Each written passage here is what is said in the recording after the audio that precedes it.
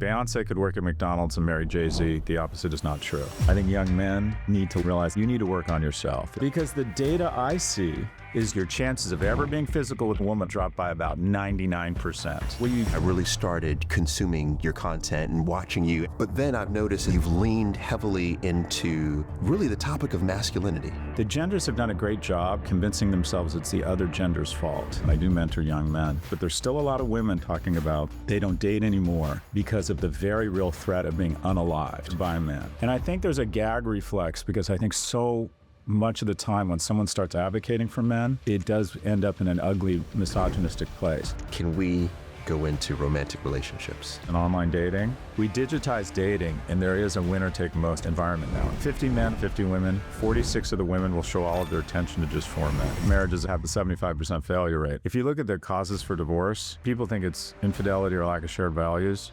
The #1 cause of divorce is, oh my goodness. I have 3 pieces of advice. First off, embrace your horniness, but channel it into productive ways. Really? But the most rewarding thing is... You know what's interesting is I have a surprise for you.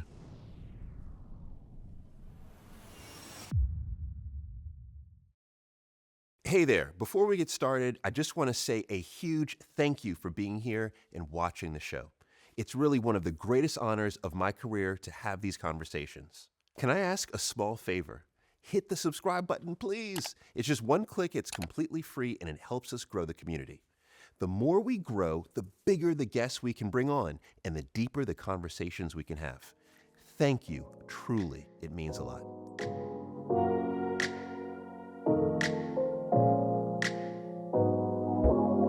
Scott Galloway, we need to talk. Nice. Good to be with you. It is really good to have you here. Now, something I just said off camera, but I want to make sure that the cameras see this, is that when we started this podcast now a little over a year ago, I was asked by the team to put together a list of the 20 people I most want to interview, regardless of how long it takes to secure them. And you, sir, were on my list. And to be fair, I responded that I was 21. And then I said, look at this guy. Look how cool he is and how handsome he is. Look at me. And I described it as elder abuse, knowing I would show up looking like an aging skateboarder, and you're like this big stack of awesome. I mean, I walked in and my first feeling was insecurity. So anyways, mostly good to see you. Yeah, well, it is very good. Very, very good to see you. And I'll tell you why you were on my list. Okay. Is because I am a super, I think, business nerd. And you continue to be a rock star, I think, in that space. And that's the reason why I really started consuming your content and watching you. Every time I saw you on CNN, I was like, there he goes, he's on CNN. But then I've noticed in the last few years, I won't say it's been a pivot, but you've leaned heavily into really the topic of masculinity. And so I'm curious as to why is that the case? In 2021, a young man named Alex Kearns, 19-year-old sophomore at Oklahoma State, I think, got some errant messages from Robinhood saying he owed $600,000, and ended up that was incorrect. He didn't know anything. Furiously trying to reach the company through the night, couldn't reach them, left a note for his family saying he didn't want to burden them, took his own life. And I reached out to the family. You see this kid, and it just like, or at least I just saw my own son, and it really rattled me. Reached out to the family and kind of went down this rabbit hole of looking at the struggles, the mental health struggles of young people, and then specifically young men, and just started finding all this data. If you go into a morgue and there's 5 people who died by suicide, 4 are men. Only 1 in 3 men are in a relationship under the age of 30. 45% of men have never asked a woman out in person. 63% have given up on dating. They're not even trying. 1 in 7 men are called NEETs, neither in employment, education, or training. 1 in 3 men under the age of 25 are still living at home. 1 in 5 are still living at home at the age of 30. Wow. So I just, and also they weren't being seen. It's gotten a lot better, but when I first started talking about this 4 years ago, there was an understandable gag reflex of, oh no, it's Andrew Tate with an MBA. Because the people who filled the void were, quite frankly, unproductive voices. It was pretending to care about men such that they could sell their crypto class, and then it just came off the rails and became sort of naked misogyny. But at the same time, I didn't feel like these young men were really being seen because of the unearned advantage I registered.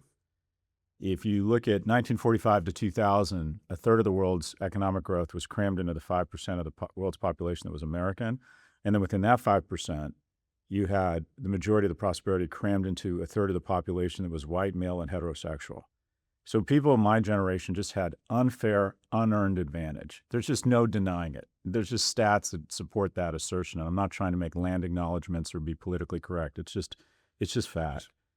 But unfortunately, because of my unearned advantage, I think we're holding a 19-year-old male responsible. And I went to the Democratic National Convention, parade of special interest groups, all talking about the very real issues they still face. But the only group they didn't mention is the group that's fallen furthest fastest, and that is young men. Interesting. So I just saw an opportunity. Also, finally, what I would say is I relate to them. When I was younger, I didn't have a lot of economic or romantic opportunities, and I think there, by the grace of God, go I. Like, government in America back then loved unremarkable kids. I got assisted lunch. I got Pell Grants. I got into UCLA when it had a 74% admissions rate. So I feel as if a lot of the ladders that lifted me up have been pulled up behind me. And I thought it was an opportunity to talk about something and bring attention to something. And I have 2 boys. Yes, yes. Now, you just mentioned initially some people said, oh, this is Andrew Tate with an MBA. Yeah. Right. What do you think are the biggest misconceptions about you? So the first is, if you're getting a lot of flack, that statement, it means you're over the target.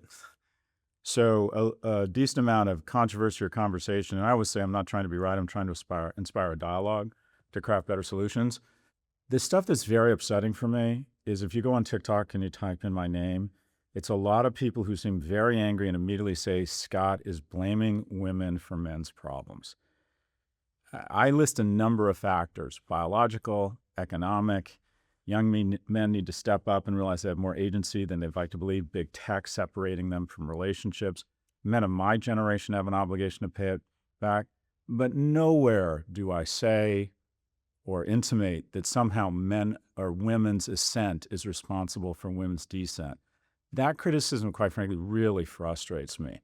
And I think there's a gag reflex, because I think so much of the time when someone starts advocating for men, it does end up in an ugly, misogynistic place. So that I misunderstood. That's the thing that frustrates me the most, because I'm like, show me a single word, paragraph, page in this book where I am saying that it's a woman's fault or her responsibility, that they're the ones that are to blame, or it's their obligation to lift men up. No, it's young men's obligation to lift themselves up first and foremost. Society needs to lift up all young people. I've never proposed a program focusing solely on men. And it's our obligation as men of my generation to reach back and help young men. That's the most upsetting and frustrating thing. Yes. Now, to your point, though, of whenever there are voices out here advocating for men, there tends to be pushback. So here on this podcast, we've had many men talk about masculinity from various degrees. And I've noticed that the commentaries, there's quite a lot of negative commentary. Yeah. And so I feel like we're in this battle right now for men. Yeah. And sometimes, quite honestly, I feel like we're losing the battle. But where do you sit? Because I feel like you are really rising as a very strong voice and a counter voice to what we've been hearing for many recent years, especially coming out of more of the Andrew Tate side. So where do you think we sit within this battle? And is it a battle? Do you consider it to be? Well, first off, the gag reflex is understandable, because you could safely argue that men have had a 3,000-year head start. The unfortunate thing is, I don't think if you think of it as a battle, and there aren't kind of two opposing forces here, there's a strong movement that says, all right, if we went back to more traditional values and we valued women's emotional labor more and celebrated them as homemakers and lifted men up, that everything would be restored to its rightful place. I don't think that's the case. The battle, if you will, is between what I'd call liberal and illiberal thought.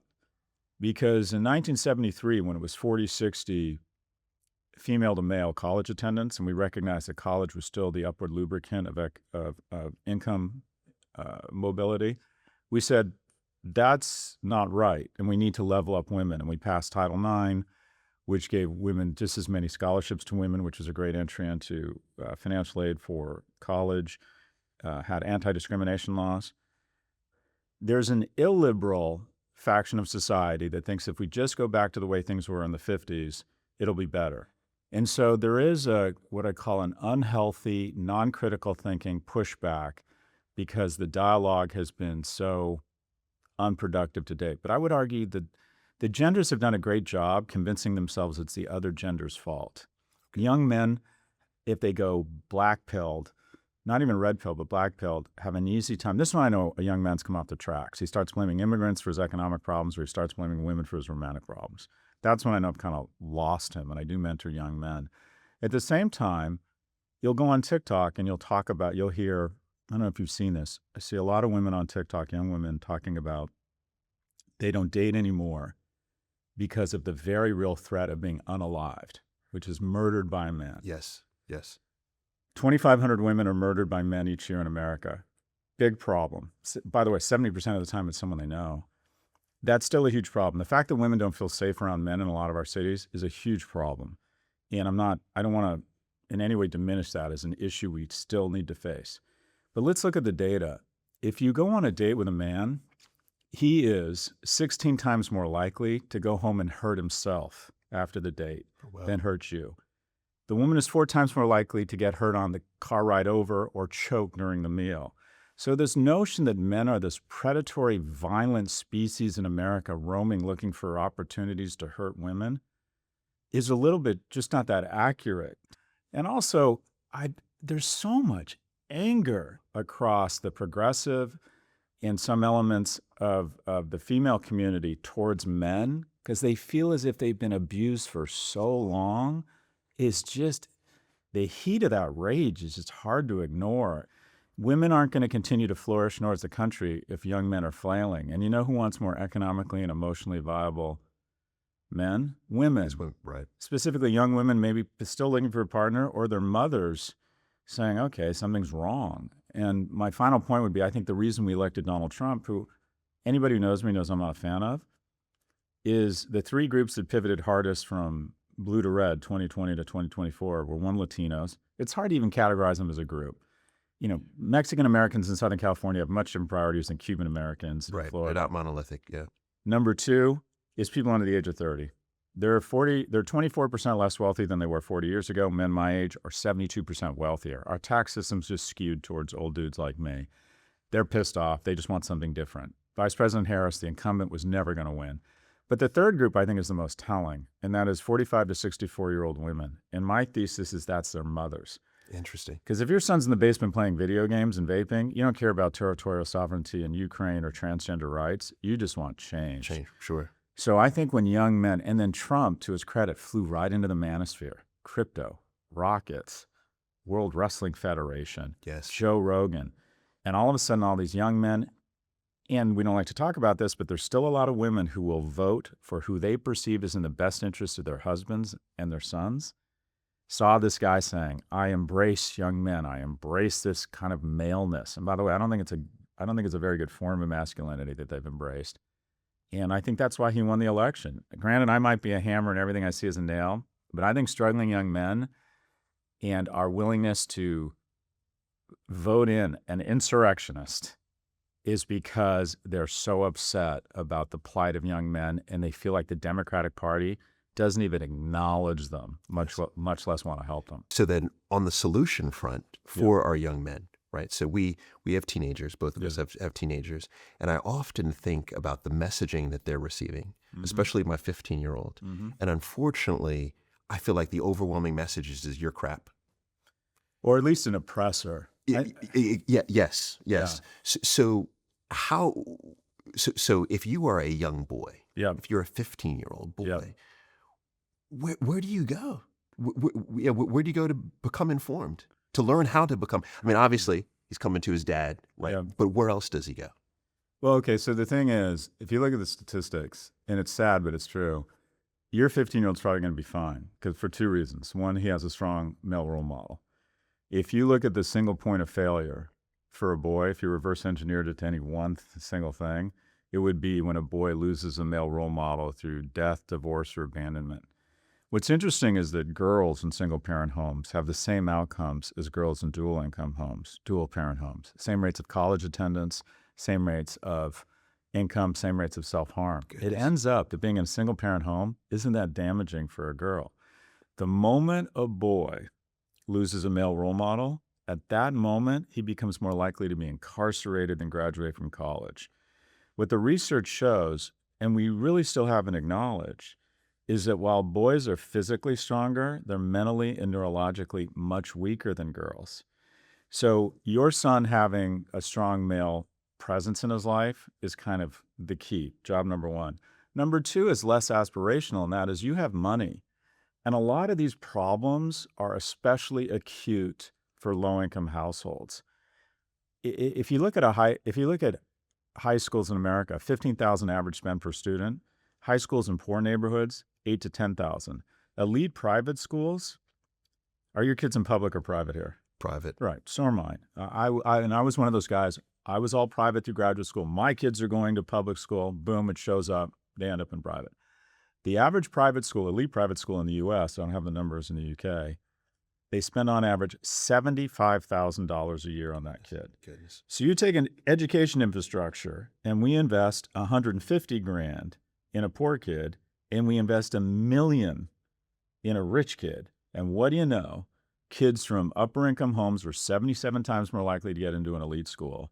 They're less likely to self-harm, more likely to engage in relate.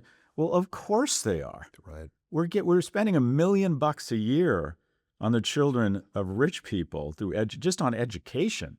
I'm not talking about their home life. I'm not talking about stability. I'm not talking about summer camps. I'm not talking about lacrosse camp. I'm not talking about therapy if they have a problem. I'm just talking about education. So male presence and quite frankly, income are big indicators of a boy's ability, or any kid's ability to grow up and be a prosperous, happy human being. The elephant in the room that my kids and your kids are subject to is big tech. Okay. And that is your 15-year-old, you would think I would have figured out screen time for my kids. I haven't. My kid will lie and say he isn't feeling well. I have a 15-year-old boy. And go into the bathroom and lock the door. And I notice he's taking his phone with him. Mm-hmm. And I'm pretty sure he's on TikTok. If I said to my phone, no shame, no judgment, what would you like to do for the next 48 hours? You can do anything you want. I think there's a non-zero probability he would put on diapers, go upstairs, turn on TikTok, have his phone plugged in so it wouldn't run out, lie on his side and watch TikTok for 48 hours and not take a bathroom break. These algorithms and this godlike technology that tests with AI 1 million times a second, what will keep people glued to their phones, is the ultimate heroin. 6% of kids, teenagers, are clinically addicted to alcohol or drugs, 24% to social media. And for every second they can sequester young people from the rest of the world, they make billions of dollars in additional market capitalization. So you have the deepest pocketed, most talented companies armed with godlike technology, right, trying to separate your 15-year-old from homework, from his parents, from his friends, from sports, from being outside. And they're very successful at it. Well, and the young male brain is more susceptible to it. The part of our brain, the prefrontal cortex, it's kind of the executive function, like stop watching TikTok, go study. That doesn't catch up to a woman's until the boy is 25, or the man. It's a year and a half behind. Wow, interesting. So even in that stat, that's interesting. So you said, 24% are addicted to social media. Social media. Do you know what the gender breakout is of that? Because I'd be fascinated. It's about the same for teens and for boys. And then what it ends up is that with young men, they tend to, it's not that they're spending more time online, they tend to go to darker places online. They tend to be more prone to conspiracy theory. They tend to be more inclined to blame others for their problems. Okay. And also porn usage among young men is much greater than porn usage among young women. I see. So big tech is still a real problem for women, especially girls during puberty, when social capital is becoming so important. So the rates of self-harm has gone up 60% for girls since social went on mobile. But it appears to be really become more damaging for young men. Goodness. So what do we do with regard, especially parenting young men and girls? Mm-hmm. So I had a conversation with my 15-year-old and my 11-year-old Mm-hmm. specifically about this. And I said, I'm getting ready to interview my buddy Scott. I'll call you my buddy Okay. Scott. And I said, what I've read, because I've heard you mention under the age of 16 shouldn't be on social, Yeah. in essence, right? So I presented that to my boys. I said, do you have any friends that you Mm-hmm. believe are not on social? They couldn't name one, right? And I said, well, if you did have a friend, or if you were off of social, how do you think that would impact you? And they said, well, we think we'd be ostracized That's socially. exactly right. This is the problem. And people weigh in and say, oh, it's a parenting issue. And anyone who says that doesn't have kids. They're getting their homework. They're finding out about what they're doing after school. Right. Right. They're flirting. They're being social, all on these devices. And my colleague, another colleague at NYU, Adam Alter, who wrote a book called Irresistible, The Rise of Addictive Technology, he highlights that unless it's collective action, unless we age gate social media under the age of 16, the kid who is banned from social media by his well-meaning parents ends up more depressed because he's isolated. He has no social contact. So unless it's a collective ban that forces all kids who, like me, if they wanted to have friends, had to go out and navigate bullies and the pecking order and play sports or get into trouble or whatever it was, unless it's everybody, the kid who isn't, whose parents say, I think they're doing the kid a favor by blocking them to social media, actually ends up more depressed. So I don't think there's any reason why anyone under the age of 16 should ever be on social media. I think we need to be very careful and ban synthetic relationships under the age of 18. Supposedly 1 in 3 people under the age of 18 are now in a synthetic relationship. And how do you define that, synthetic? Basically, character AI, or you start talking to ChatGPT and you start communicating with this synthetic person as if it's a friend, a mentor, or a mate. Okay. And it starts taking time away from your organic relationships. And the problem is you don't know. A lot of times people wake up and find their kid is getting advice and changing or spending a lot of time in the room, and they're in a full-blown relationship with a character. Mm-hmm. And it's, I think that is, if I were to define something that I think we're not talking about that's going to be a really big problem, it's going to be synthetic relationships with people under the age of 18. Because the most rewarding things in life are hard, and the hardest things are relationships. They take a lot of skills to navigate, but they ultimately end up being the most rewarding. Like, that's what real victory is. It's hard to be married and figure out a way to manage kids. It's just hard. Right. It's hard to manage professional life and employees and bosses. But the skills you develop managing those relationships pay dividends in all parts of your life, and when they work, it's the most rewarding thing in life, full stop. You talk to people on their deathbed, and this is more work about Adam Alter, hands down, it's their relationships. Those are the last thoughts and the things that comfort them and the things they're going to miss the most and the things they have the most joy and regrets around. It's not like, I wish I'd taken my company public, or I wish I'd not been fired. It's like, I wish I'd been better to my ex-wife. I wish I'd stayed in touch with my friends. I wish I'd reconciled with my daughter earlier. It's all about relationships. And so taking these, it's as if we're trying to evolve a new species of asocial, asexual males. This new species of human that only has synthetic relationships. And we're mammals. If you want to see a mammal go crazy, put an orc in a tank alone. The worst thing you can do to a human is solitary confinement. When presented with solitary confinement, a prisoner who's under physical threat, they choose to be in the community and risk that danger. Opposed to being alone. And then, do you have dogs? Yes. Okay, leave a dog alone, see what happens. If Right. it doesn't have another dog or another entity around it, that thing goes crazy. It'll rip everything up, yeah. And that's what happens, I think, with people when they are sequestered. Supposedly 20 to 30-year-olds, there's a new study out, 20 to 30-year-old males are spending less time outdoors than prison inmates. So I think we're essentially have a group of men who are slowly but surely, I don't want to say going crazy because that pathologizes them, but are becoming less confident, not developing the skills they need to establish relationships or professional success because they're up against a godlike enemy. So yeah, do they need more agency themselves? Is it the economy, fewer on-ramps into the middle class? Dating apps haven't been great for men or women. There's a lot of wins in their face. But the thing we really don't talk about, the elephant in the room, is they're up against technology. Yes, yes. You know, it's so interesting that you talked about these synthetic relationships. I just watched, I think it was a woman in Japan get married to her AI. Oh, God. And that led me down basically this rabbit hole of Yeah. the prevalence of people getting married to their AI. Yeah. And I immediately thought of young men because I thought about loneliness epidemic. I thought about how many young men are opting out of dating, which Yeah. I think you've quoted 3 million plus Yeah. in more of that Gen Z area. And so I can see how easy it is to establish a relationship with AI Yeah. or a synthetic relationship. Do you see any benefits from AI? Oh, sure. With regard to our relationships. I think that there are seniors who have either through death or poor relationships have lost most human contact. And the idea of having an AI friend, I think could be great for an 80-year-old living in an assisted living facility.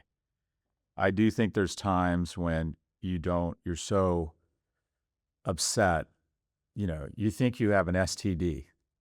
You don't want to talk to anybody. You don't want to go to the doctor. I think AI can help. Yeah, these are my symptoms. And generally speaking, I do think AI presents enormous opportunities. I think it's a net good. The problem is with the word net. And that is we say, well, it's a net good, so there should be no regulation on it. There should be no synthetic relationships under the age of 18. Those are the number one use of AI at work. At work is therapy. Really? Yeah, people asking questions about their relationships and their insecurities. And I think there's a decent pushback that if you don't have a licensed therapist, these people aren't liable. So they're not being that careful about what they're telling them. I get that.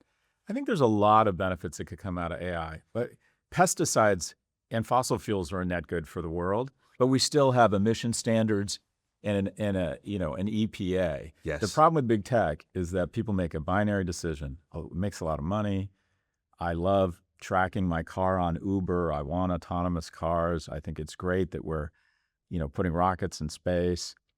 I own their stocks. My 401k is up. Fine. There should still be a baseline level of regulation. There's more regulation in this chair than there is in big tech. They have been so good at overrunning and weaponizing DC. There are more full-time lobbyists working for Washington living in your hometown of DC than there are sitting U.S. senators. So more people trying to advocate for Amazon's interests and make sure there's no regulation than there are sitting U.S. senators. Basically, Washington's been overrun by big tech. They are very good at ensuring, delaying, and obfuscating any regulation. Meta's been the worst. It just came out that Meta has known for a long time about the psychological impacts of their platforms on teenagers, and they withheld that information. So absolutely, there are a ton of opportunities for net positives. But again, that doesn't mean we shouldn't regulate it, especially for kids. Okay, fair enough. Can we talk about friendship? Sure. This is an area that I have found, quite honestly, that I've struggled with. So I had a best friend who passed away about 2017. And since his passing, what I've noticed is that my social circle has shrunk, whereas my wife's social circle has actually increased. And I know that this is something that you write about and you advocate for, in particular male friendship. So what is the message that you believe we should be telling young boys about friendship and the importance of it? I think with boys, it's hard to tell them anything. I think you have to show them and you have to set them up for success. So get them out of the house, get them involved in group activities, basically get them off screens. So 1 in 7 men can't name a single friend. 1 in 4 men doesn't have a best friend. Oftentimes friendship gets really hard in your 20s because before that, and I'm parroting Mel Robbins, before that, you're in these community settings that sort of are conducive to friendships. You're in school, you're playing sports, you're in college maybe, and you're just around a lot of people, and it's easy to make friends. I joined a fraternity at the age of 17. I was living with 3 other guys. You just kind of make friends. Your first job, if you're in a city, you have roommates. Then it gets harder because then all of a sudden you have to make an effort, right? You have to express platonic interest. So it just gets more difficult. Oftentimes, also, the reason why a romantic relationship is really beneficial for a man is as adult men, we tend to make friends or maintain our friendships through our romantic partnership. And then I don't know about you, all my new friends now are the parents of my kids' friends. Right. Exactly. So, Exactly. and as I get older, I'm just kind of more ready to, after a long day, watch Netflix, take an edible, and hang out with my dogs. And the idea of trying to make friends with a man at my age just feels awkward. Yeah. But I try. But I put the question back to you. Why do you think you had trouble maintaining or making new friends? You know what I think it is, and this is the first time I'm actually thinking about this, is that I feel as if, and this sounds so cold, but it is what it is that I feel like I don't want to invest my time. Mm-hmm. Don't want to invest my time because I invested all this time in this guy that's no longer here, Yeah. yeah. And I'm still hurt by it, Yeah.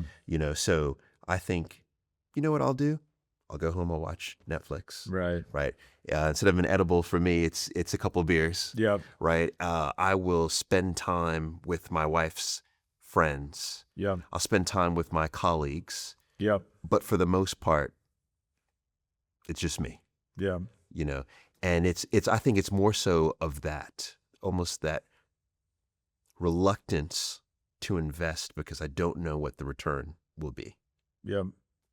Yeah, I don't. Well, I'll put forward a thesis. Is just hearing you talk about it. It's sort of something bubbled up for me. If I'm really honest about why one, I have a big ego, and I only want to hang out with people I find impressive. I'm embarrassed to say that, Yeah. but I want someone who I feel is at my level. Also, I'm a bit insecure about revealing myself to new people because I feel like there's this image of me that I'm interesting and a great dad and a baller. And I worry that if I get to know people, they're going to figure out I'm a bit of an imposter. I resonate with that. And it's like, I don't want to. They do these things in my school where they bid on dinner with somebody. Yes. They pick 5 or 6 people. And, Arteta, the general manager of Arsenal, goes for this crazy amount of money. Someone spent $27,000 to have dinner with me and 4 other couples. And it made me so freaked out because I'm like, I'm not that interesting. Their perception of me is that I'm worth $27,000 over dinner. I'm not. Maybe pick up the check if I can give you some good financial advice. Right. But I'm not. It's just like, I have this incredible imposter syndrome. It's like I don't fraternize with people in my work. They're mostly young people who I pay really well, who have a good living, and they're very impressed by me. Right. And I worry that if they were to see me, drinking margaritas and out at night and I don't know, just who I am, their opinion of me is going to lower. You think so? So can we go there? Sure. Because I noticed this was a recurring theme in your book, Mm-hmm. where you were very self-deprecating. Mm-hmm. This notion of, I'm not the smartest guy. I'm not this. And I understand the grades didn't show that you were right at the top. But the one thing that got me was when, weren't you the equivalent of basically the valedictorian of your business school? No. The commencement speaker. They chose me to be the commencement speaker. They chose you to be the commencement speaker. Yeah. I'm not a humble person. But I think I'm self-aware. And that is, I'll give you an example. I think I'm a monster professionally. I'm talented, I'm hardworking. But my same talents, had I not been born in America, would have made me the second best Subaru salesman at Subaru of Edinburgh, if I'd been born in Glasgow. I think in China, I'd probably be in jail now because I have a difficult time holding my tongue, and I sometimes say provocative, stupid things. And in China, that doesn't go down well. And I have a tendency to want to challenge authority. I think in Europe, I would still be successful, but I wouldn't be nearly as successful because the economic growth just isn't here. So it's not, it's a mix of, I'd have confidence in some areas. I have real insecurity in others, like anybody else. But that was really meaningful for me when the students picked me to be the commencement speaker. It was really meaningful because my mom was in the audience. She was very sick at the time. I knew it would mean a lot to her. But a lot of that is not my fault. My dad could like hold a room like no one's business. My dad walks into a room and a semicircle gathers around him. He's got the Scottish accent, the turn of phrase. He tells a joke and no one understands what he's saying because of this thick Glaswegian accent. But then he laughs uproariously and everyone just starts laughing. He has this gift. I inherited the ability. My superpower or my core competence is communication, as is yours probably, storytelling. Now, because I had a great education, I was able to develop those skills. I can write well. I've gotten huge opportunities. I speak in front of 180 kids twice a week when I'm teaching, so I get to refine those skills. Or I credited my grit and my character for my success and the marketplace for my failures. And now I realize the smartest thing I ever did was to be born in America. And not only that, it wasn't smart, but it was lucky. Being born in the 60s, a white heterosexual male, Jesus Christ, gale force 5 winds in my sails. It never even dawned on me in the 90s when I literally raised 120 or $150 million for my companies through the 90s. It never dawned on me to ask, why aren't women raising money? Why aren't non-whites? Why aren't gay people down on Sand Hill Road raising money for their startups? Right. It never even dawned on me to ask these questions. And I realize now just how much unfair advantage I have. So it's sort of flipped from, wow, check my shit out. Son of a single immigrant mother who lived and died as secretary, and I'm such a baller. I overcame all these obstacles. And what I realized is even though I may not have had some of the advantages of my wealthier friends, I was pretty much born on third base. I came of professional age during the internet when a guy with a good rap and a shaved head could raise tens of millions of dollars for his crazy ideas. By the way, most of my businesses have not worked. Most of them have not worked. All I needed, though, and the great thing about America, they say only 1 out of 7 businesses works. So I started 9. And 2 of my businesses have worked, and all I needed was 1. Being born with my identity, I came of age when you could get into UCLA. UCLA had a 74% admissions rate. It's 9% now. Right. My total tuition for undergrad and grad school was $7,000. I can't even imagine what it is now. And that, by the way, is something I hear more and more. And that is there's no need for university. There's no need to go. So you are not a believer of that. Look, it used to be a no-brainer when I went to school. I would argue that college is still immensely value add. The problem is the corruption in higher ed has made it less of a value. Fair. This is fair. I have something really exciting to share with you today. Paul? Yes. You okay? Camera's over here. I know, but this is the gift that you gave me, right? You and the team. This is my Carver mat Aura frame from our sponsor, and I love it. I can't help but look at it. I mean, it has thousands of photos, thousands of videos of all of my most fond memories. I've actually been loving it, maybe a little too much. And I think our audience would love it too. That's so true.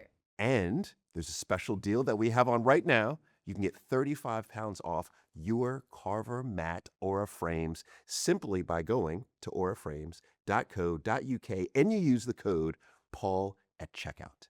That is AURA frames.co.uk. Terms and conditions apply. Can we go to fatherhood? Yeah. This is a topic that's near and dear to my heart. Yeah. And what I've noticed even in this conversation that you've mentioned your father quite a bit. Yep. What do you believe, and I understand at least the circumstances that you write about your father in the book, but what do you believe you learned about love from your father? It's a generous question. Are you close with your dad? Yes. And were you raised in a 2-parent household? I was blessed to be raised in a 2-parent household. And how long have your parents been married? Oh my gosh, 50 years. So I just think that's wonderful. That's a victory because that meant at some point both of them really invested it's impossible for one of them not to go into deficit in terms of what they're contributing, and but one or both people just invest, and it's good for you. And I think that's one of the reasons you just have a nice calmness about you. And I appreciate that truly. And one thing that I do want to underscore about my father in particular is that he really broke a cycle because he didn't grow up with his father. Yeah. And I don't believe his father grew up with his father. Yeah. So it was one of these where he literally broke a cycle. Yeah. And he had at a certain part in his life, he had a stepfather, but he really acquired these parenting skills himself. How often do you speak to your parents? Every week, at minimum every week. Yeah. And it's one of these where the longer I live, the more I understand how privileged I am to have him in my life and have him support me the way that he does. I feel like it's unconditional. Yeah. But even to have that has just been such a blessing. And do you have siblings? I have a younger brother. Yeah. And he feels that same level of support. Yeah. And then I feel as if I've had a guide for what I do with my kids. Yeah. And then also just one other note from my father, something that I've noticed you've written about, and I know that you do with your boys, is we're very physical in terms of, we hold hands and kiss. My 15-year-old, and a lot of people will even maybe joke this, but to me, it's the most it's the most raw form of love, is he will still hold my hand in public. And I can't tell you how jealous of that I am. I would kill for that. My 15-year-old stopped about 2 years ago. That's really nice. So what did I learn about love? I learned from my father, quite frankly, I learned what it isn't. So my dad, to his credit, he checked the key instinctual box as a father. He was a better father to me than his father was to him. His father was drunk and physically abusive. I can't even imagine. I didn't know this. My father never talked about it, but his sister later in life told me that his father used to come home so drunk, he would wake my dad up as a child and beat him. I mean, just the shit you think. I really did. When I heard that, I thought, I don't give my father enough credit. Look, my dad, I snarkily say, my father was this handsome Scottish man with a strong jawline and a Glaswegian accent, a Sean Connery-like accent, which meant in 70s California, he could not only think with his dick, he could use it. My dad was out of control and started his third marriage while he was married to my mom, his second marriage. So incredibly cheap. It was like scarred me. I remember him taking me and my best buddy Adam to see the movie Grease in 1977. And then after the movie, him cornering my best friend and collecting the $2 for the ticket. Didn't talk to me for 2 days once because I made the mistake when we went to Baskin Robbins of ordering a shake that cost $2. Like, didn't talk to me for 2 days. You're like, your dad doesn't talk to you. Yeah, it was just, I didn't ask him and I ordered a shake and he had to pay the $2. So it was, and the bottom line is, and this was different, the expectations were different back in the 70s, but when my mom and dad got divorced, he took off. He pursued a professional opportunity in Ohio, and so I saw him on Christmas and the summers. But here's what he did. He tried, he made an effort, so as I got older, and this goes back to the scorecard thing, I used to get resentful of my father. I would remember he wasn't a very good dad to me. I'd be 30 years old. Why am I being such a good son? And I would stop talking to him for 6 months. And then the unlock one goes back to the scorecard. I said, what kind of son do I want to be? I want to be a loving, generous son. And I decided that's what I'm going to be. I'm going to put away the scorecard. And then, as a lot of men do, he'd mellowed, became much softer as he got older. And we had a wonderful relationship kind of the last 25 years of his life. And it was a huge unlock for me. And then I realized that's how I should approach all my relationships. Stop keeping score. So what did he do? He did better than his dad did. He was pulled out of school when he was 13. He was physically abused. He joined the Royal Navy when he was 18, sent money home thinking he was going to come to America, got home, found out his mother had spent all the money he sent home on whiskey and cigarettes and she was mad at him. So what do you expect me to do? I was bored. So he didn't have great role models. And as he got older, like he started saying, he couldn't get off the phone without saying, I love you when we got older. And for the first few years that he said that, I didn't say it back. And finally I said, Dad, I needed to hear that when I was 8. I'm 38. I got so many people in my life now that love me. I needed to hear it when I was 8. I never heard it from you, right? And now you're telling me that. And then I decided, okay, put that bullshit away and just say I love you back because it feels really good. And then the thing, he did try, and I love what you're talking about with your kids. Like he did mess up my hair. I could tell he wanted to be affectionate with me. And sometimes he'd like what I was doing, he would mess up my hair. That was his way of being affectionate. And one thing I would say to every father, like affection is just this gift. Like I can't tell you how jealous I am that you're 15-year-old still. I put my arm around both my sons when we were coming out of Granger & Co. in Marylebone. I remember it was exactly 2 years ago. And I put my arms around both of them. And my then 16-year-old, literally like, it was as if he'd been electric shock. He's like, stop it, I'm 16. No, he like squirmed away from me. And it was like so upsetting, like, oh, he's gone, that's it. I used to kiss my boys. I remember my closest friend, Lee Lotus, his father was like this Burt Reynolds looking like man of men. And they used to come in, they're Italian, and like it was nothing. Lee's like 24, like it was nothing. They'd walk in and this Burt Reynolds figure would kiss his son on the lips, like it was nothing. Like they do in The Sopranos. Yes, yes. I remember thinking, Jesus, what just happened there? And so I started doing that with my kids when they were little. I kissed them on the cheeks, sometimes on the lips. You know, one of my biggest regrets is when my firstborn was really little, he'd want to sleep with us. You know, he wouldn't be able to sleep. He'd come into our room and he'd come in holding a basket of cars like a peace offering. If you let me sleep with you guys, you can play with these cars too. And we'd read some fucked up thing somewhere in some book saying you're not supposed to let your kids sleep with you. So the first 2 years we didn't do it. After that, we gave in. We let our youngest sleep with us. I think co-sleeping is a gift from God. You put them in their bed on their own, but if they wander in, let them come in. And it's not only good for them, it's good for you. There's nothing like waking up.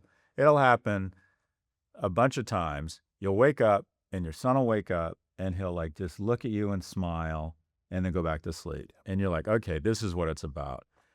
So I think co-sleeping, and it's big in the Indian and Japanese cultures. I think it's something we miss in Western culture. I think it's a great idea. Yep. I try to be very affectionate with my boys. I try to tell them every day that I love them and I'm proud of them. You know, these are just like basics, right? And my dad had trouble with that, but he was so emotive compared to his father. So what I learned from him is that you can evolve, in that your responsibility at a minimum is to check that box. And he did that. He was better to me than his father was to him. Thank you for sharing that. If I could ask about your mother. Sure. Because that moment in the book where you talked about how, I think you mentioned this was really the first moment that you felt like a man, when you were able to care for your mother. Was that the case? Well, you're being generous. So my mother, light of my life, single immigrant, you know, lived and died a secretary. We didn't have a lot of money, but it wasn't a sob story. We had okay lives, took vacations, and every day communicated to me that I was, you know, I think I told you I was tall, skinny with acne. My mom used to come home and just randomly we'd be watching TV and she's like, you are so handsome. I've just been staring at you. You are so handsome. And you're like, oh shit, Mom. But I think you start to believe you have value when people tell you every day you have value. And I got that from my mom. And she was a good person, a really good role model, worked hard. So light of my life took care of me. I still think I have a base of confidence, and I'd like to think kindness because of my mom. And I just don't think there's anything that matches kind of the unconditional love of a parent. I don't think there's anything that builds a base like that. And she was a good person. And I'm in graduate school and at Berkeley, and I get a call saying, I'm not doing well. You need to come home. My mom was not dramatic. And I'm like, oh God, this is serious. So I came home and I walked into a situation that was really, I didn't know how to deal with. She'd been discharged from the hospital after a mastectomy, and they discharged her early. We were uninsured, and she was so violently ill. And I walked into a situation I just did not know how to handle. And there's just certain things the son can't do for his mother. So I thought, oh, I'll get a nurse. Nurses were $35 an hour. I think I had $700 to my name. So I'm like, okay, I got 20 hours of nursing. And I remember at that moment being 25 and been given so many advantages in life, worked at Morgan Stanley, in business school, and I couldn't take care of my mom. And so my first real feeling of manhood wasn't a feeling of manhood. It was a feeling of the lack thereof. Okay. Like, I can't take care of my mom. Like, if there's any person I should have the resources and the skills to take care of, it should be the person who's taking care of me. And I felt a sense of failure and shame. And to a certain extent, that was very motivating. I think that's when I got my act together. I think that's when I said, look, you can't decide to be economically secure, but you can decide to try really hard. And by the way, I'm not saying my way's the right way, but for the next 20 years, I did pretty much nothing but work. And it paid off for me. And I'm not saying, I get a lot of pushback that, Scott, some people don't want to live to work, they want to work to live. I get it. But have a sober conversation with yourself around what the trade-offs required based on the expectations you have for yourself. But that was when I think I really got my act together, was this recognition that, like, okay, I'm supposed to be at a very, like, the kind of test number one of being a good human, a good son, a good man, is taking care of this person who has unconditionally loved you. And I wasn't able to do that. That was really, like, shocking, upsetting, but also very motivating. I still, like, I talk about it and I go right back to the situation and just the shame and upset I felt at that moment. But the flip side of that is I think it was very motivating. I was kind of sleepwalking through life till then. I'm curious, at that moment, at 25, Yeah. did you have anyone that you could talk to or that you could share this feeling with? No. This was back when, like, you didn't even really, I mean, I guess where I'm going to with this question is that when my best friend passed away, yeah, which is not that long ago, 2017, other than my wife, there was no one I could talk to. yeah, There was no one I felt, and maybe this is on me, yeah, but I felt as if there was no one I can share how sad I was. yeah, And what's interesting to me is that it has been this podcast that's been helpful for me. yeah, It's been therapy because it's interesting. He pops up almost in every conversation. And then I just did this tour around the UK where I wrote a letter yeah, to him, yeah, and just reciting that letter, yeah. to letter that you wrote, but just writing that was therapeutic. So I felt like I had no one I could talk to. Mm-hmm. Did you feel like you had anyone that you could talk to? The answer is I didn't, and maybe it was because I just lacked the confidence, and people would have been fine talking about it. Did you grow up with money or middle class or? I would say, you know what, my story is literally from it's like a rags to middle class. Yeah, So Jamaica, Queens, nothing, right. and then then my father started to do better. Yeah, And so it's interesting because I grew up going to public schools, yeah, and I grew up in that lane. My brother went to private schools. yeah, So it's almost two different worlds that we grew up in. So I still remember the times, yeah. Where I was headed was people who grew up with money, they can be sympathetic to people without it, but it's very hard to be empathetic. The way I describe it is, we had all these conversations, my mom and I. I'm like, oh, I could feel a conversation coming. Driving school. All my friends were using this driving school. Another conversation. I had to use the driving school with this old guy showed up in a bad Pontiac, the cheaper driving school. Being so anxious when I lost my jacket the second time in the same week, because jackets cost $30. I knew my mom was just going to lose it. Just lose it. It's as if you have a ghost following you around saying you're not worthy. It's as if in a capitalist society, when you grow up without money, it's as if we had this ghost following us around, just reminding us every once in a while, you guys screwed up. You and your mom are not worthy. And this is why I think it's so important that we have elected officials who grew up without money. And I'm not saying the Kennedys can't be wonderful. I'm not saying Governor Pritzker can't understand people without money or be sympathetic for him, but you really don't know what it's like. You really can never really understand. And you trace that back to your time with your mother. Well, not only economic, quote unquote, trauma when I was younger, not having enough. But also as I got older, money did solve a lot of problems. And I hate to say that, but in a capitalist society, I got to do things I could never do. It made me more interesting to other men. It made me more attracted to strange women. I mean, that's the bottom line in a capitalist society. It solved a lot of problems. My mom got sick again with cancer. By that time, I was making good money. Quit, Mom. Quit. I can take care of you. I can buy you a nice home. I can decorate it with Pottery Barn's my client, Williams-Sonoma. I can do the whole place in Pottery Barn, which at that time seemed like the ultimate Versailles luxury for us, right? That felt so amazing. That felt so good. Almost, I don't want to say more important than the emotion being there for her emotionally. I moved in with my mom. But that economic, I mean, it's unfair. But economic security in a capitalist society, it means life. The bottom 1% of income earning homes live 12 years shorter than the top 1%. 12 years. It's become life in a capitalist society. I'm not saying that's the way the world should be, but it's the way the world is. Right. So the life I lead now versus the life I lead then, I jokingly say, I did nothing but work from the age of 25 to 45. It cost me my hair. It cost me my marriage. It was hugely damaging to my stress and anxiety and health. And it was worth it. Because I live in this Thunderdome Hunger Games called America. And the reality is, work on yourself, be a good person.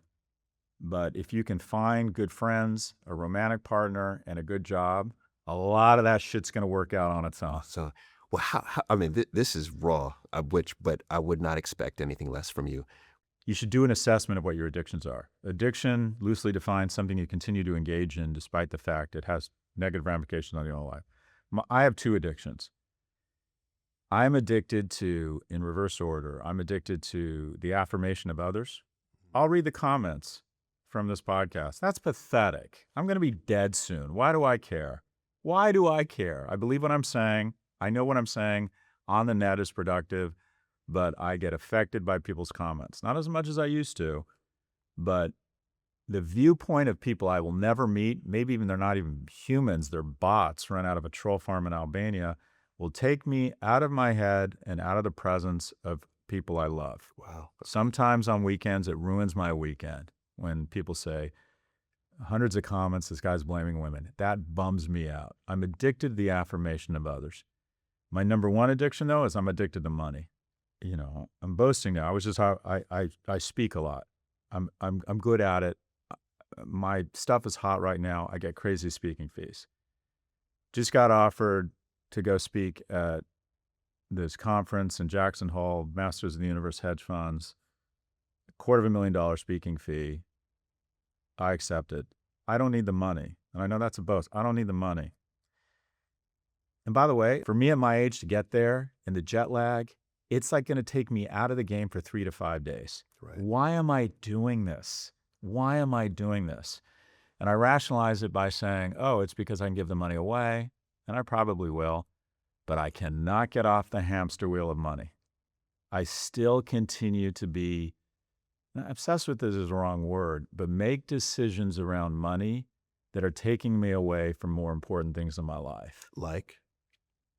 Hanging out with friends, being with my sons. This is my last Thanksgiving with my 18-year-old. Not my last, but the last where he's home. Sure. Right? Why do I continue? I work 50 to 60 hours a week. At this point, I was probably working 30 to 40. Worked so goddamn hard to get to this point, and I enjoy it. But I'm still like, I'll check my stocks on the car ride home. I'll check my stocks. Why am I checking my stocks?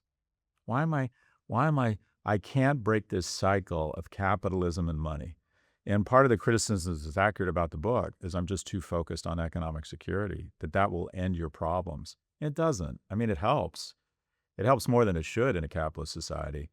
But I am still very much addicted to, call it economic security. It's kind of never enough for me. And I have a practice now to try and bust out of it, but I'm having trouble with it. And your viewers are going to go, cry me a fucking river. That's not a bad, oh, poor you. You can't bust out of the addiction of money. But it's something that still gets in the way of my life. And to me, most importantly, it sounds like it's taking you away from the people that you love. The presence, yeah. Yes, Being in yes. the moment.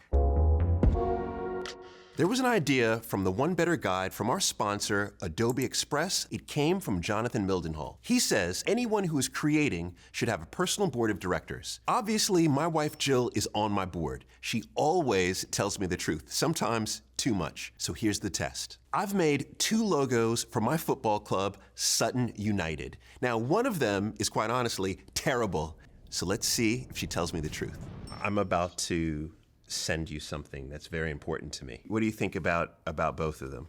They're both very nice, but I think I like the black and yellow. This is the logo that would be blasted everywhere. Why not the whimsical one? It doesn't scream football club to me. It screams maybe kids football team, but You think my first logo is a kid's logo? That was brutal. That's the beauty of Jonathan's idea. Not all feedback is equal, but when it comes from people you trust, it makes every idea that one bit stronger. Click below to download Adobe Express and unlock the guide for free. All right, can we go into romantic relationships? Sure. All right, so this is the area Yeah. that I was so fascinating to see you begin talking about. Yeah. And so let's start with dating. Yeah. Okay, so we know that, or some will say that men have a hard time when it comes to dating. Others will say, no, we're living in the patriarchy. Men have a very easy time when it comes to dating. Yeah. What's your position? Well, the answer is yes. So people used to meet mates through friends, school, and work. Now, hands down, number one is online dating. Yes. And whenever you digitize a marketplace, there's a consolidation of winner take most. So you consolidate, you digitize retail, one player ends up with 50%. Amazon. You digitize information, one player ends up with 90% of queries, Google. You digitize online connections, one company ends up with 2/3 of all social media globally outside of China. That's Meta. We digitize dating, and there is a winner take most environment now, and that is the top 10%, 50 men on Tinder, 50 women, 46 of the women will show all of their attention to just 4 men because the attributes get distilled down to a very small number of observable qualities. That leaves 46 men fighting over 4 women. So if you're in the top 10% of attractiveness of men in online dating, you can have a date every night, which quite frankly doesn't incent good behavior, doesn't incent long-term relationships, doesn't incent you to be kind. The bottom 90, especially the bottom half, start resenting women and feel rejected or validated that they don't have value in the mating marketplace. And I think it's just generally speaking worse for all women, because I think the men they're drawn to don't necessarily behave well, and they don't have an opportunity. Let me back up. If you talk to couples that have been married longer than 30 years, 80% of them say one was more interested than the other in the beginning, and it was almost always the man was more interested in the beginning. Because the bottom line is women are just choosier than men. At a very basic reductive level, men for thousands of years have been taught our job is to spread our seed to the 4 corners of the earth. That's our job. We're less choosy. Women, their job is to put up a finer filter and pick the strongest, smartest, and fastest seed.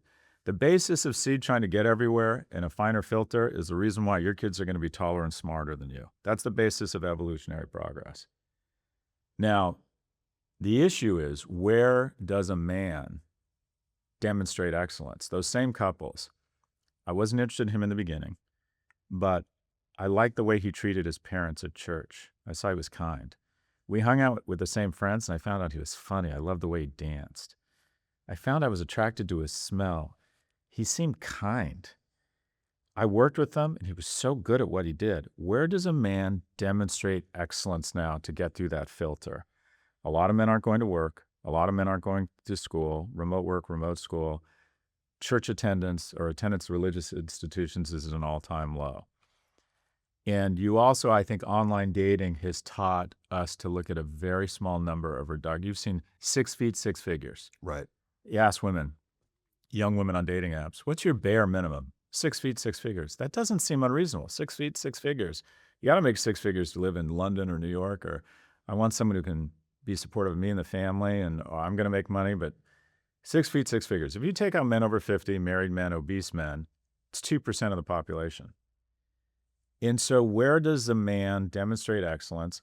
Also, a lot of young men are just struggling and not bringing a lot to the table. Also, as women's economic power has ascended, men's contribution logistically and emotionally has not kept pace. So a lot of women are just doing the math and saying, why would I enter into this transaction that's not as good for me? Right. I'm just bringing so much more to the table. But this is where I'm seeing a trend. So a trend that I'm seeing is this is mostly among Gen Z, is this whole notion of hypogamous Yeah. dating, right? So historically, we know women dated hypergamously, right? Right. Dated up in social class, up in income, up in education. Yeah. But among the Gen Z group, I'm beginning to see this opening to, hey, I'll date less educated. I'll date less money. There's a term. Have you heard of the term Shrekking? Oh, it's aspirational to date a guy who's unattractive. Yeah, exactly. Yeah. But in addition, a part of that is less than what you're bringing to the table. Right. So it could be unattractive, but it also could be, beneath me social class. Yeah. So this is a trend, Yeah. at least that I'm observing. What's your take on, does that then begin to shift this discussion around women essentially who are out now, out earning, Yeah. going down? This is a complicated one. So you're right. Typically, historically, men have mated socioeconomically horizontally and down, women horizontal and up. And when the pool of horizontal and up keeps shrinking, there's less connection and less mating. 75% of women say economic viability is huge in a mate. Only 25% of men state the same thing. Beyonce could work at McDonald's and marry Jay-Z. The opposite is not true. I think if you don't acknowledge that, you're talking about the way the world should be, not the way the world is. And I think we have a responsibility to start celebrating and encouraging men to pick up more emotional labor. One of my role models in the book is a guy who was just like this, for lack of a better term, stud I looked up to growing up. Had a Porsche, Ferrari, baller, lawyer, nice man, first guy to take me and my best buddy working out. Married a woman who was 20, he was 23, married a woman who was 30 with 2 kids. He's in his late 70s now. She's in her late 80s. She's suffering from dementia. He's been a caregiver for 10 years. Yeah. Just this selfless, most of us would have put his wife in assisted living years ago, just at her side, giving her dignity. I'm not even sure she recognizes him most of the time now. That we need as men to train our boys that is a form of masculinity, that working on your marriage and being in service and providing some of that emotional labor is really important. I think we have a responsibility. I think young men need to level up and realize they have more agency than these incels or black pills tell them. No, you need to work on yourself. If you work out, if you just have a plan around economic viability, if you try and establish a kindness practice, if you have interests, if you read, and then you start taking risks and put yourself in the company of strangers, I don't buy the incel thing. I think there's more. I think a lot of incels are V-cells, and that is they're voluntarily celibate. They don't want to put in the work. Okay. So a lot of it's on them. I see these articles, and I think they make for good clickbait. I think you are still trying to overcome thousands of years of instinct. And the instinct is the following. As a woman, I believe at some point I will be vulnerable because I want to gestate, I want to birth children, and I'm going to be vulnerable. And I need someone who can protect me. And in a capitalist society, protection is equated with economic viability. And I think it is very aspirational and totally unrealistic to think that men are still not going to be, in terms of sexual currency or mating currency, evaluated on their economic viability. 1 in 7 households now, the woman is making more money than the man. And I think we're adjusting a little bit. Regardless of how many subscriptions to the Atlantic or the New York Times you have, the likelihood of divorce when the female in the relationship starts making more money than the man doubles. The use of ED drugs triples because the man feels bad about himself. So, and I've gotten criticism for this saying, okay, Scott, you're telling men they're not viable they're not going to be get to the goal of being a mate, of having a mate, unless they make money, and it's worked for you. And then also on the lady side, because this is so interesting that you bring this exact point up, because as I was coming over here, I was so excited to talk to you. I mentioned to a friend of mine that I'm coming over to talk to Scott. Yeah. And she says, "Oh my gosh, you know," Tell him. Yeah. This is, she said, what I don't like is when he talks about how men need to be providers. Yeah. Physically or financially, because I can do that for myself. This Yeah. is exactly what she outlined. Yeah. This is in essence what you're saying here. Yeah. So what is your take on what she's saying, but also to your point of what role do we play as men, and what should we be aspiring to be doing, especially when it comes to dating? Look, at the end of the day, you got to contribute, and I think the divorce rates have skyrocketed. And some of that is a good thing, because women no longer feel economically indentured to a man. That's a good thing. Yes. And men are not keeping pace with women. Women are ascending economically. Men are not ascending domestically and logistically at home. I mean, they are a little bit. And there are some relationships where it works out. The dad stays home. They figure it out. Good for them. And I think it's amazing that women are doing it for themselves. I don't think we should do anything to get in the way of that. If we hadn't embraced women in the workplace, we wouldn't have won World War II. We figured out that women can build P-51 Mustangs as well as men. If we hadn't encouraged women to enter the workforce in the 70s, 80s, and 90s, we'd be a second-rate power to China. You know, this notion that the far right says, oh, women wake up at 35 and they went for their career, now they're childless and they're miserable. So you're suggesting they should have been alone and broke? That doesn't work either. That's worse. Good for them. Right. You know, so this notion that there's a trade-off or it's a zero-sum game, I don't think is accurate. But, and this is where your friend's going to get pissed off, is she having sex with men who make less money than her? It's an honest question. That's a great question. I Because- will go back and ask her now. Because the data I see is, generally speaking, let me really fill up your comment section with negative vibes. A lot of women will say, I just want a sensitive man.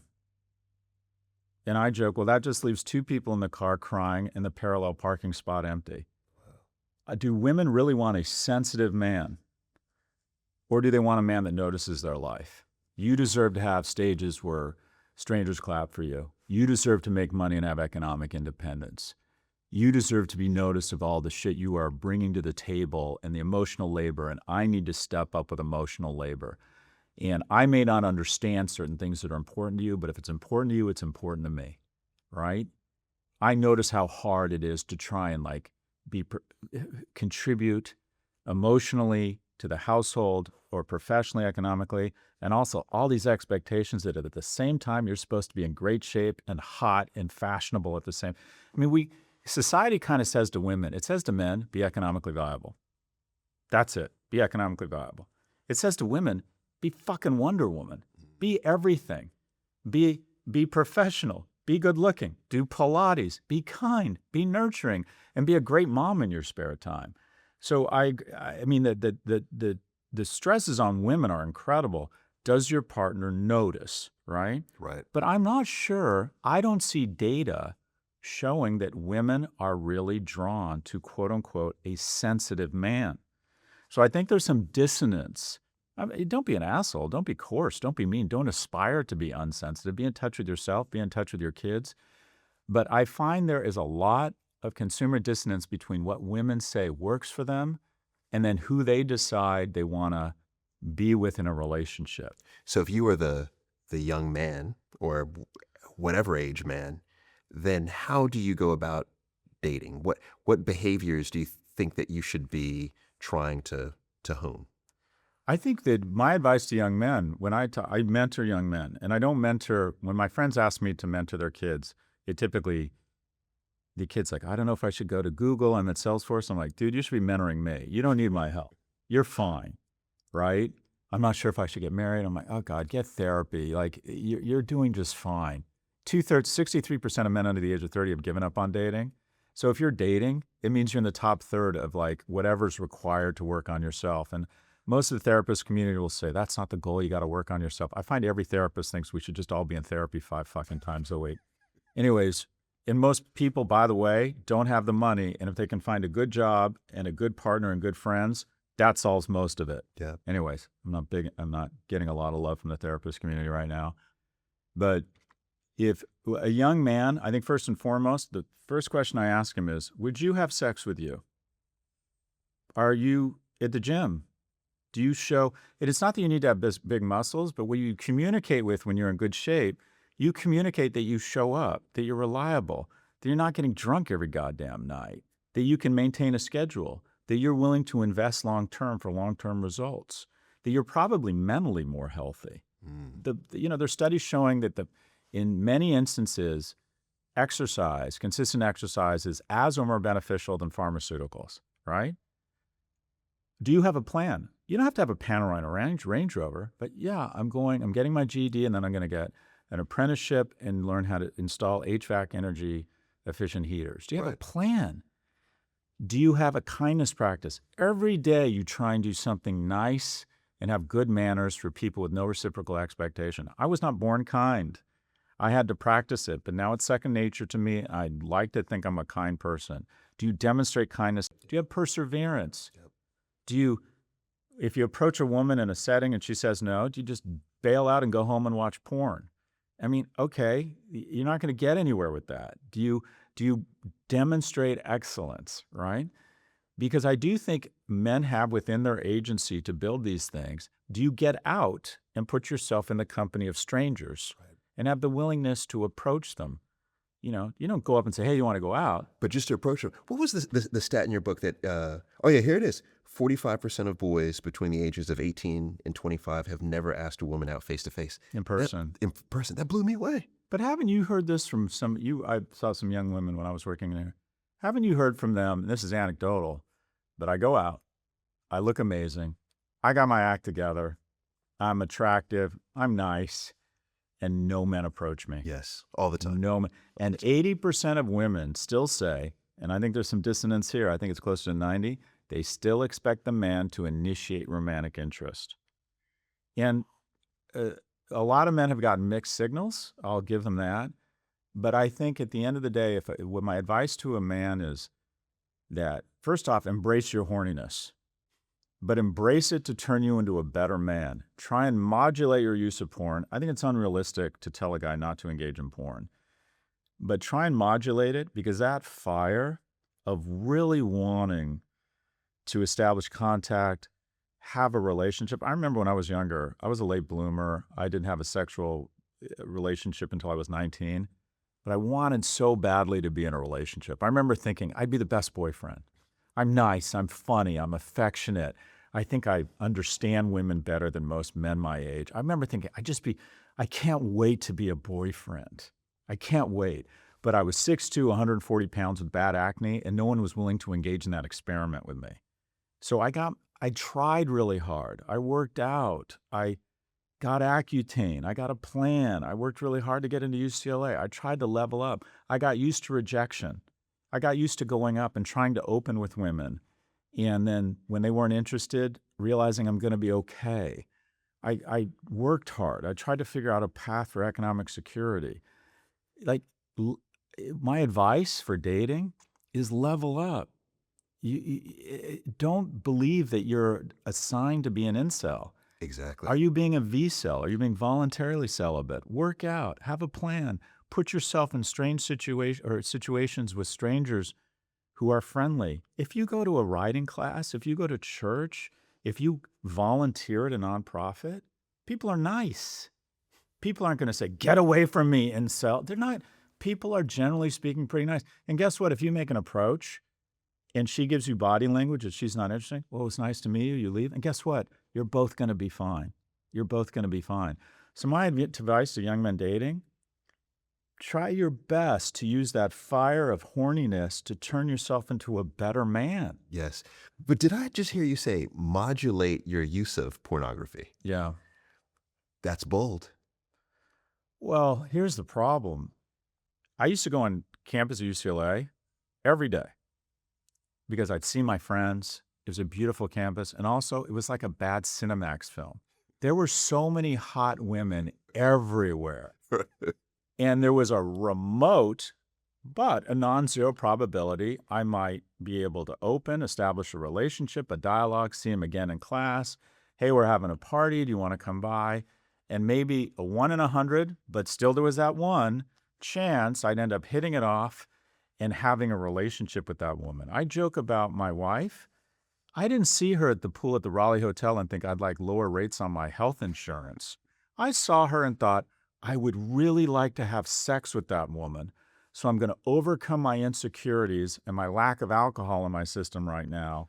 And in the sun of the midday, I'm going to approach a strange woman at a pool and try and open. And it was at the Raleigh Hotel in South Beach. And 18 months later, our son's middle name is Raleigh. Wow, look at that.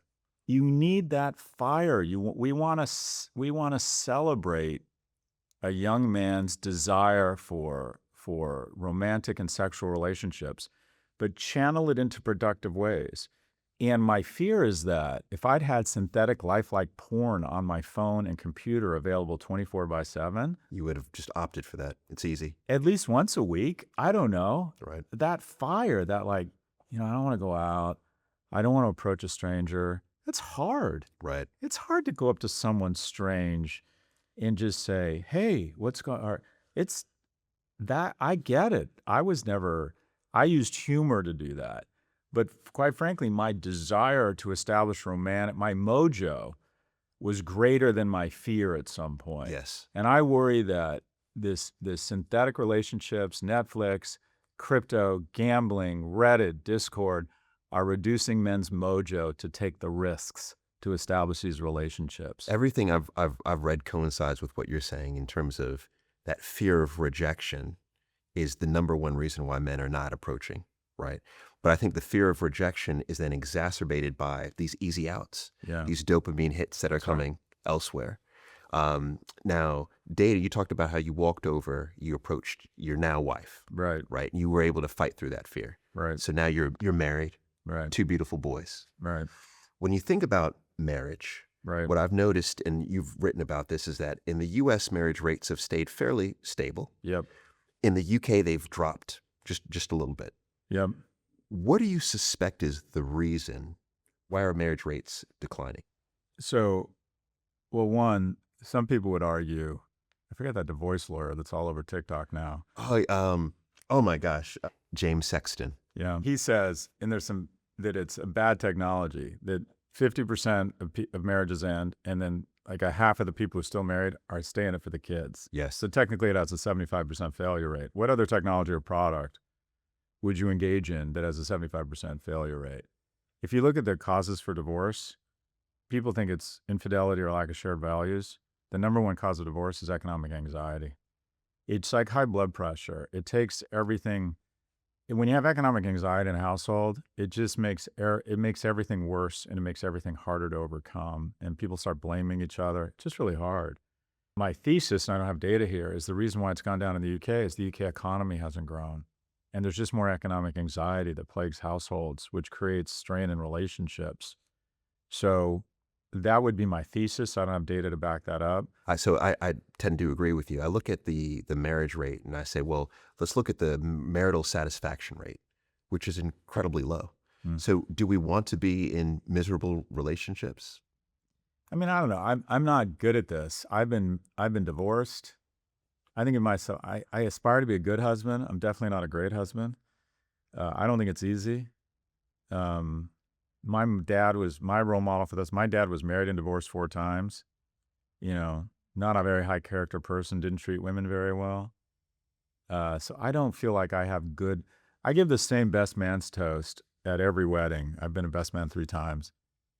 And I have 3 pieces of advice. And this is just anecdotal, but I've observed, I think this works. And again, I'm no expert on marriage. 1, put away the scorecard. Just decide what kind of partner, husband you want to be and live up to that. And my mistake in a lot of my relationships was keeping score. I'm not getting as much out of this friendship as I'm giving, I'm out. I'm paying this employee more than I'm getting from them, they're out. My girlfriend, I spent time with my girlfriend's dad when he was in town. I expect her to spend time with one of my parents when he's constant scoring. Okay. And you will naturally inflate your own contribution to a relationship and diminish theirs. So you always end up frustrated and on the wrong end of a relationship, and you're not going to have long-term relationships. Decide the husband, the boyfriend, the daughter, the coworker you want to be, and live to that standard and put away the scorecard. I'm not suggesting you be a doormat. I shed relationships, but put away the scorecard. And I think one of the great tests of masculinity at the end of the day is surplus value. If you leave the earth thinking, I've loved more people, I've given more love than I've received, I've created more economic value and tax revenue than I've absorbed, I've noticed more people's lives than have noticed mine, I've planted a bunch of trees, the shade of which I will never sit under. That's the whole shooting match. That's the whole point of being a good human and a good man. Put away the scorecard. Number 2, always express physical desire and affection. Any moment. Like women, quite frankly, just value holding hands more than men. I believe. Anytime you feel a sense of affection, even more than that, express affection. Anytime you have sexual desire, express it. I'm not saying you have to have sex. Whenever you feel those urges, express them. And again, and I'd like your friend to answer this, I think women want to be wanted. I think it makes them feel good to have a man in their life that really just like wants them and wants to hold their hand and wants to have sex with them. So try and express affection and sex. Say, I choose you. Our relationship is singular. I think that's important. And the third thing is, and it's a bit snarky, is never, ever let a woman be cold or hungry. Or carry pashminas and power bars. You're welcome. Anyways, that's my best man's toast. All right. I'll take that. You know what's so interesting, because we keep referring back to my friend, is she told me about your point 3 as well. Yeah. And you know what she said? What's that? She said, I can feed myself and I can keep myself warm.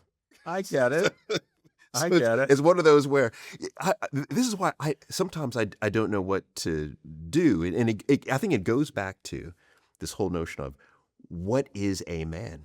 Yeah. And also, what is a woman? Yeah. Like because your book is Notes on Being a Man. Yeah. So ultimately, what is being a man? Is it surplus value, which I think is very interesting? Yeah. Is that it? Is that the key? Yeah, the answer is I don't feel like I've unlocked the code here, the Da Vinci Code for what it is to be a man. And the book is meant to say this is where I succeeded and where I failed. What I realize is there's a big overlap with femininity. Like women can be wonderful protectors. It's usually a bit more nurturing than it is like physical protection. Yes. They can be providers, and that's a wonderful thing. I think what it is I want to develop an aspirational code for young men who don't have a code, such that in a certain way, their masculinity is a means of being, quite frankly, more human. I do think that the best alchemy for productive households throughout history has been a mix of masculine and feminine energy. Men are more aggressive, and that's a negative word, but some of that pays off. Men are typically more inclined to be entrepreneurs. Some of that is because women haven't been given the same opportunities. But I think if you made an absolute equivalence of opportunity, you would still have more male entrepreneurs, because we get more reward from the affirmation of strangers and ego, and women typically get more reward from relationships. Women make better managers because I think they're better at relationships and better at reading people. Everyone in the room nods and says, oh yeah, well, of course, polite applause. But if I say on average, men are more likely to start a company because they're risk aggressive, I don't feel safe around him. Whoa, hold on, right? So I think it's okay to recognize that the 95% of us that are born as binary are more inclined to certain behaviors than others, which, by the way, means we shouldn't provide the same grace and dignity and opportunity for the 5% of the non-binary community. And it means we should absolutely do a better job of defeminizing nursing and healthcare such that more men feel comfortable moving into healthcare. Because healthcare is kind of the new manufacturing. That's the place that's going to replace our manufacturing jobs. And at the same time, we need to be really thoughtful about ensuring that women have the same access to venture capital and to start businesses as men. I'm investing in vocational programming because there's a ton of on the Main Street economy a ton of jobs available for vocational programming, and we've shamed them. Young people think it's more prestigious to be a barista Yes. than a pipe fitter. And there's these stories of 11th graders taking auto shop and fixing EV batteries and making $80,000 in their senior year in high school. Yes. Ton of opportunity there. We could have the exact same opportunities for vocational work for women as men. Degender it, deshame it, more men will go into it. Men appear to be more fond of working with their hands outside in physical work. They seem to enjoy it more. That's okay. At some point, I think we can live in a world where we recognize everyone deserves the same opportunities, but certain people are going to be more prone to having an aptitude or leaning into certain things than the other. But going back to your question, what does it mean to be a man? I'd like to think the young men could adopt a code around masculinity that they have an easier time leaning into. Does it make them a man? I'd like to think so. I think the good test of a man is surplus value, but people might say, well, isn't that the test of a woman? Guilty. That's a good test for a woman too. Okay. What I'm trying to figure out is how do we make better humans? And a lot of young men right now are becoming shitty citizens. They're engaging in conspiracy theory, nationalist content, self-harm, blaming immigrants, blaming women, hurting themselves. And so the question is, well, is it an outdated notion? Right. Should we just do away with it? And we should be talking about humanity and acknowledge there's differences, but this is just about being a better person and try to do away with these norms, many of which came out of the patriarchy. I think that's a fair argument. And my genuine goal with all of this is not to position myself. I'm not an adolescent psychiatrist. I don't have a PhD in gender studies. I do a lot of research. I like to think I'm thoughtful about this. My heart's in the right place. I am trying to help. But let's inspire a dialogue where both parties can have a civil dialogue and craft better solutions. But coming back to the beginning, there's just no ignoring. Young men have fallen further faster than any special interest group in America, and there appears to be a lack of empathy for them, and that is not helping. Yeah. You know what? I appreciate that vulnerability of acknowledging that, you know what, maybe we do need to throw away this framing and make it genderless, but let's acknowledge the fact that men are drowning, right now. And not just young men, because we're even talking about marriage. Something that I read in your book was the suicide rate of men post-divorce. Yeah. Do you recall that? Yeah. That stat? Well, if you think about, I did a deep dive around suicide after the death of Alex Kearns, and there's zones of suicide. And the zone of suicide for a man is the year after he gets divorced. In other words, when a man is most prone to self-harm is the year post-divorce. He loses his primary relationship. So more than 2/3 of the time, it's not his choice. 70% of divorce filings are from women. So I'm not blaming them, but women bring more divorce energy to a relationship than men. Sometimes it's just a rational, smart decision. This guy's not adding enough value. But the year post-divorce is when a man is most inclined to hurt himself. He loses his primary relationship. Oftentimes he loses access to his kids. Yes. It's just 1 in 3 men have no contact with their children after 6 years. And a lot of that's their fault. But a lot of times in divorce, I was the son of a divorce. You have a tendency to sanctify the person who's taking care of you and demonize the person who you feel left. And oftentimes there's so much anger that one party does not make it easy for quite frankly, the dad to be involved. There are in family court some economic, I don't know if there's bias. Sometimes it's not easy for the dad to stay involved. And also a lot of men, quite frankly, there's abandonment issues. There really are. And it goes back to another finding in the research I did around this book. There's this cartoon of a woman in her 30s who never found romantic love. What a tragedy. Lisa never found romantic. And there's a commercial, this cartoon of her sitting in her windowsill on a rainy day with her tea, and all she has is cats. And oh, poor Lisa, she never found a man. Lisa's actually doing okay. When women don't have a romantic relationship, they oftentimes pour that energy back into their friends or their professional lives. When men don't have a relationship, if a man hasn't cohabitated with a woman or been married by the time he's 30, there's a 1 in 3 chance he's going to be a substance abuser. Widows are happier after their husband dies. True story. They're happier. They're happier. They feel freer. Not all, but on average, a widow is happier after her husband dies. A widower is less happy. Women do live longer in relationships. They live 2 to 4 years longer. Men live 4 to 7 years longer. It ends up that relationships accrete more value to men on average than to women. So, for example, I tell my sons, curious what your friend thinks of this, men should pay for everything. Yeah, she would not like that.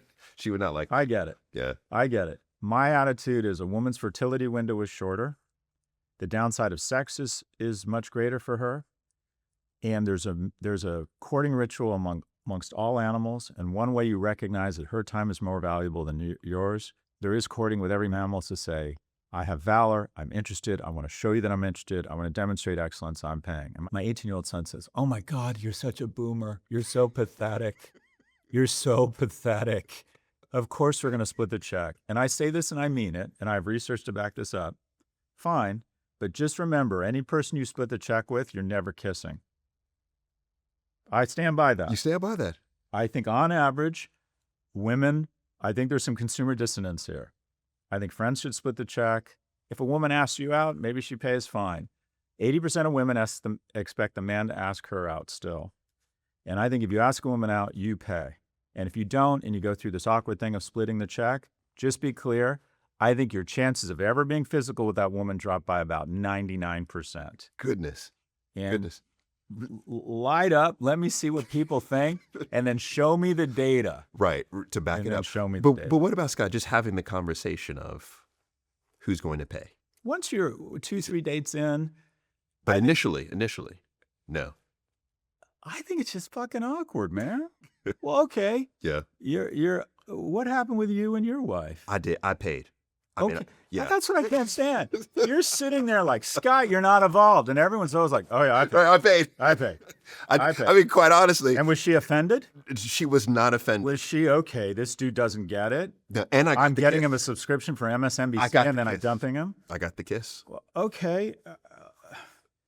I mean, there's what we think the world should be, Right. and there's the way the world is. And I'm kind of, I don't say I'm done, but at my age, women just single women have a tough time finding viable men or men that aren't, have 8 kids or whatever. And they always say the same thing. I hang out with a very progressive crew. And again, this is anecdotal. They always say the same thing. Like, they wish, if you have any guys that I'd like to be set up with, and they always say to me, by the way, distinctive, my aura, I like a masculine man. And it's like, well, yeah, that's called being a woman. And I want to acknowledge the world needs to change. We need to change. Some women absolutely are drawn to different features in a man. But generally speaking, if you're out and you want to have a romantic or sexual relationship with a woman, part of that courtship, part of that demonstrating commitment, part of that recognition that a man's going to benefit more from a relationship, an easy way to recognize that imbalance is to pay. And I just find the whole splitting thing really weird. You want to turn a woman off, send her what it is on Venmo, the request for. Oh, yeah. And me, that is the biggest, I don't know what the equivalent of a boner killer is for women, but that's it. It is. And I stand by that. And I got to be honest, I'm like, every dude says the same thing, but Scott, that feels so antiquated. But stop. It's old school. This is the modern world. Da-da-da. What did you do? Oh, I paid. I paid for everything. For everything. Yeah, absolutely. I mean, it's so interesting. I've seen this rising trend of a lot of men actually asking for at least half of the money back if the date went bad. Oh God, Jesus Christ! I've literally seen these texts. I'm thinking, this is wild. This is wild. All right, if you've made it this far, I know you're loving the conversation. So please do me one small favor: hit that bell icon, join our community. Thank you. How did fatherhood change how you show up in the world? How did it change any of these addictions? Look, you're going to find, how old are your kids? 15 and 11. So, and you probably already discovered this, but, or maybe I won't speak for you. My whole life has been about more. I want more money. I want more interesting experiences. I want more relevance. I want more accolades. I want to be invited to more and more fabulous events. Oh, there's Saint-Tropez? Wait, I hear there's Ibiza with amazing DJs. Oh, I can fly business class? Is there a first class? I heard people charter jets. Oh my God, I heard there's fractional. Oh my God, I don't want a Challenger 300. I want a 350. Wait, there's more. You know, maybe that's fundamentally fucked up, but it's always been about more. The only time I ever feel fully sated, the only time I think, okay, this is it, is occasionally there's a moment with my boys and my partner. We're watching Premier League football or something, and my 15-year-old just instinctively throws his legs over mine. And the dogs are there. We're safe. Everyone seems pretty happy. And it's like, I can't imagine more. This is it. Like, I could leave. Lightning strikes me now. I'd be bummed, but I feel like I had some purpose. I'm raising loving, patriotic men who feel good about themselves. This is it. And it has been a lot of work and a lot of anxiety. Like this whole Hallmark commercial that is supposed to be having kids, no, that doesn't exist. Put stress on your relationship with your wife. It's really hard. They can be really awful. But the payoff is occasionally I feel like, okay, this is it. It's the only environment I've ever felt that in. No matter what happens professionally, economically, I've always thought there's a next level. There's a bigger, better deal somewhere. And maybe that's me. But the only time I've ever been like, okay, this is enough is in the company of my sons. Your sons. Do you believe your sons are proud of you? Oh, yeah. Yeah. I mean, less proud than I thought they were going to be. You know, I thought my kids were going to be so impressed with me, and they're not, right? I know they love me. I think when they get older, they'll appreciate everything. But there's a very healthy instinct. You're almost there. Where your kids start, in order to make the separation from the pack easier, they just start thinking you're really uncool and arguing with you. Some kids know, but most, yes. And it's healthy. So I thought my kids would be really into World War II history and CrossFit because their dad was such a baller and interesting, and they want nothing to do with it. I know my kids will read my book, but I know it won't be for probably another 10 years. They're just not. They're just not there. Yeah, they see my stuff on TikTok and they just roll their eyes. What's interesting is your sons become more inclined to listen to your friends when they get to a certain age than you. That's healthy. The reason why we have vaccines and can put a man on the moon is younger people think, these people don't get it. I'm going to come up with new ways. And also it makes it easier for them to leave the house. And also easier for you because they become so awful at some point. You're like, well, maybe them going to college is okay. Get out. Yeah. But yeah, no, I know they're proud of me. I know they love me immensely. But just importantly, I know they know I love them immensely. But yeah, your kids are going to be less impressed than you are impressive. I see it. So now, in your current book, Yep. the very end, Yep. you penned something beautiful. Oh, thank you. Okay, and that's to your boys. Yep. Have they read that letter? I don't know. I haven't asked them. I don't think so. I never wanted to bring it up. I never wanted one of my books to be required reading for them. So I know at some point they'll read it, but I haven't brought it up because I want them to approach me. And so I read the letter. So I haven't brought it up with them. Okay. You know, what's interesting is I have a surprise for you. All right. You ready for it? Yeah. I want you to read this for me. All right. It was very mysterious. It's not from the woman who doesn't like, it's not from your friend, is it? It's not from her. Dear Scott, you are so full of shit the air around you is brown. Scott, you're not helping. So am I supposed to read this? Yes, please. Oh my gosh. Hey, Dad, I just want to write a little shout out to you since it's near Thanksgiving, you know. Us when I had kids. I know what you're doing here. I thought I would say that I'm thankful to have you. I love how supportive you are to me and my hobbies, whether that's trying to start some online business.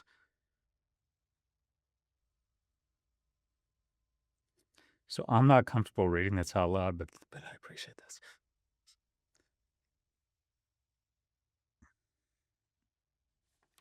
So I appreciate it. I'm just not comfortable reading out loud. You don't have to read this one either, but I want you to. Oh, God, I can't handle another one. Come on, brother. This is unfair. This is from my other son. Yeah, beautiful.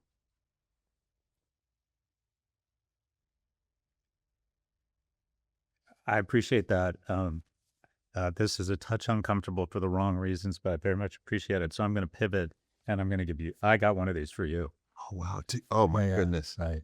This is. Your turn. Fatherhood is something, isn't it? Wow. I tell you what, I'm getting chills even opening this.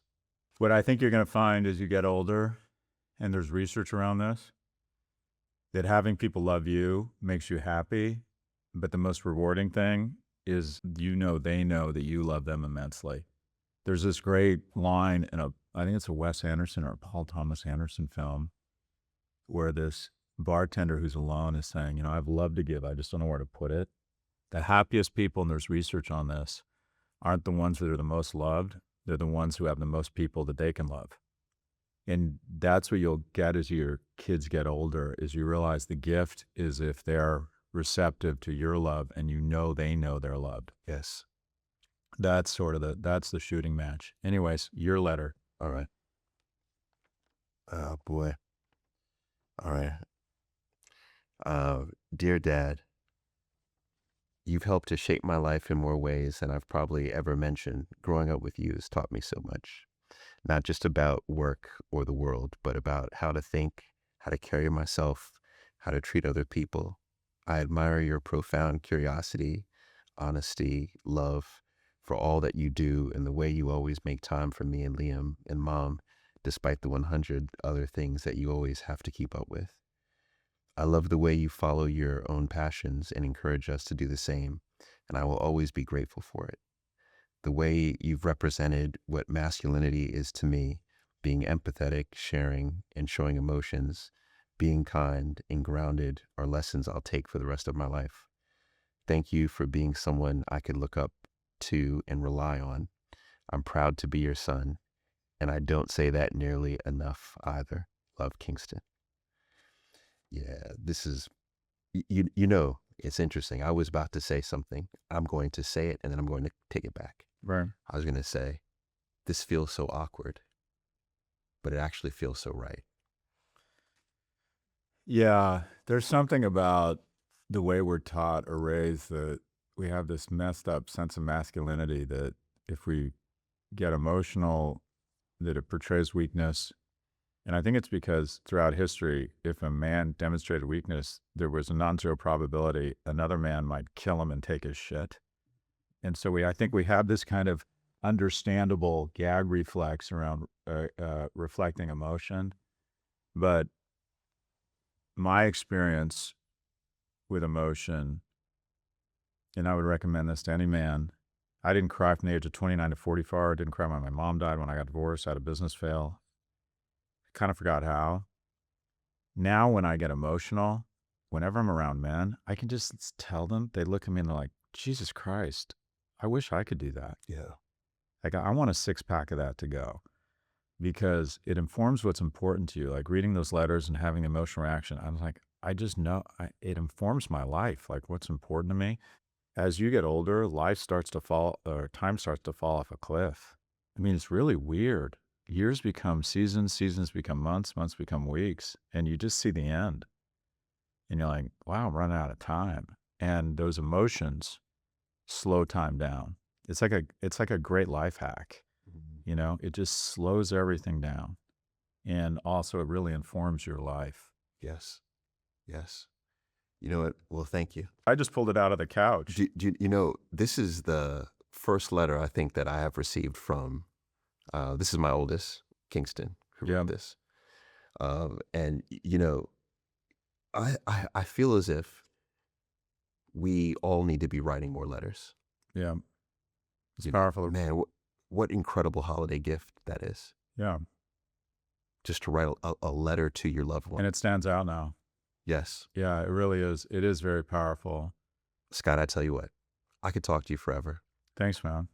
Very much appreciated those. I've very much loved this conversation. Is there anything that we haven't talked about that you? No, I think we covered it all. I think I need to like go home and like, I don't know, uh, be around my kids and recover. This has been very meaningful. So thank you. I very much appreciate this. Thank you. Thank you so much. And thanks for your good work. In many ways, you're a better messenger for these things than me, because I think people understandably have a bit of a gag reflex from a 61-year-old white male. I think they think, okay, this guy, I think they're just going to have, I'm going to have a tougher time permeating those well-earned stereotypes and suspicions. Well, I will tell you from my perspective, what initially put you onto my radar was you do speak truth to power. Appreciate that. And I think that people don't understand, in my opinion, how important your voice is today. Thank you. And it is one of the few voices that I always listen to. And after this conversation, I will continue to. Best of luck to you, and thanks for this. Yeah, really appreciate it. You got it. Thank you. One last question. Yes. Everyone gets it. You've had lots of amazing conversations in your life. When you think back, which is the most memorable? Who was it with, and what did you learn? The thing that popped into my head was when I was about 36, I came out of the gate strong professionally after business school. Started a company called Red Envelope, which is an e-commerce company, went public in 2002. And I got into war with the most powerful venture capitalists in the world at the board level.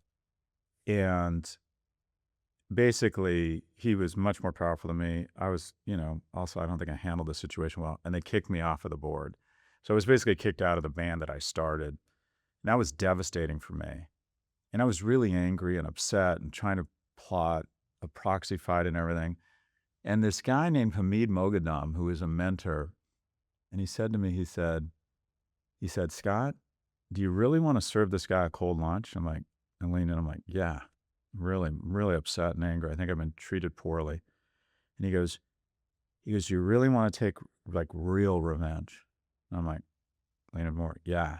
He's like, he's like, you can't tell this to anyone, but I need you to promise me you're going to do this, because this is the secret to revenge.